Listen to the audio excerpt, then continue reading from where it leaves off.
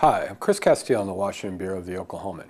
By now, more than 100 million people have viewed Kony 2012, the video about Joseph Kony, the African warlord whose Lord Resistance Army has abducted and killed tens of thousands of children in Uganda and neighboring countries in Africa. The reach and the impact of that video were clear on Capitol Hill on Thursday. Two senators were about to hold a press conference with one of the prominent figures in that video, a young man named Jacob Kony, and a group of students, 8th graders from Westchester, New York, who were walking nearby outside the U.S. Capitol, recognized Jacob and came over. Here's what happened. Get in here. Get in here. Come on. Y'all know who Kony, you know who Kony is. Come on. Come on in. They're on a class trip to the Capitol and they go, oh, look, there's the favorite. Y'all know who Kony is? Yeah. Tell us who Joe Kony is. Who's Joe Kony? Go ahead. Y'all speak up. He's a warlord in Africa, and he kidnapped and made some girls into like slaves. And tell us what we need to do about that. Get him arrested. Thank you. Do y'all want to meet one of the young men? He's famous. Yeah. Will you shake their hand? Go ahead and shake his hand. Get in there. So you know, Jacob was the first kid that we met in Uganda. Yeah.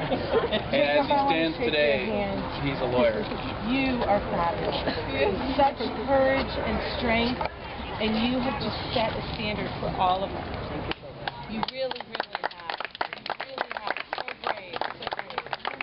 It's a pleasure and an honor to meet you. Thank you so much. He really is, and he's gone to law school, and we're so proud of him because he had many dreams when he was abducted, and he's not just collapsed, and he's said that he wants to go to law school now, and he wants to have the training, of course, to be able to advocate on behalf of children around the world that don't have any power or voices. So I'd like him just to say a word, okay, and then we'll let everybody else say something. But Jacob, go ahead and just say what you want to. Okay, thank you so much. I think I'm so happy when I meet like high school kids. You guys are incredible because you guys made me who I am. You've been working hand in hand, like trying to raise money, trying to create awareness, like going back to tell your parents what's going on, what you've seen in school, what you've seen in the church, and then like parents are coming in to help.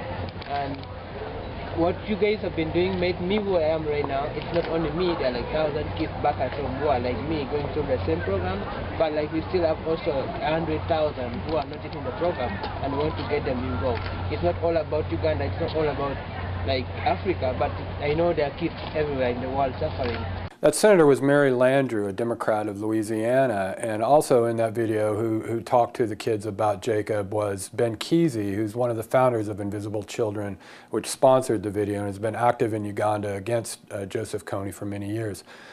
A group of senators also announced on Thursday that they created their own video to express their support for the Kony 2012 effort, their support for the effort to capture Joseph Kony, and to keep the effort alive and to demonstrate what they're trying to do. Senator Jim Inhofe, the Republican from Oklahoma, long before the Kony 2012 video, has been active in trying to raise awareness of Kony and get the U.S.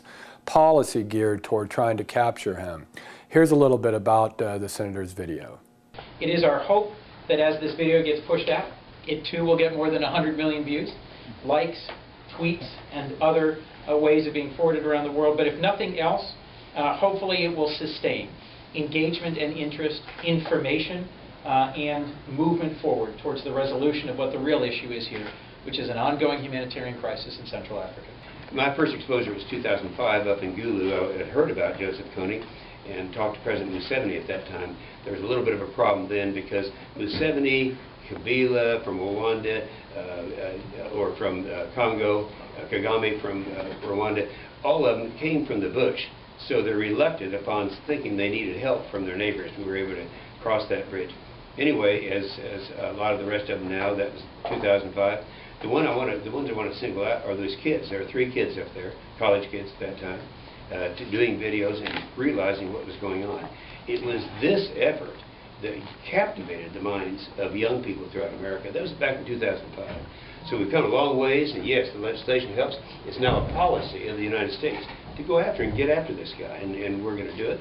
We're going to bring it to a close. So it's now, everyone's talking about it. It's something that we can do, and we've got the kids from all over America joining in and saying, you got to get this guy, Joseph Kony, and we're going to do it.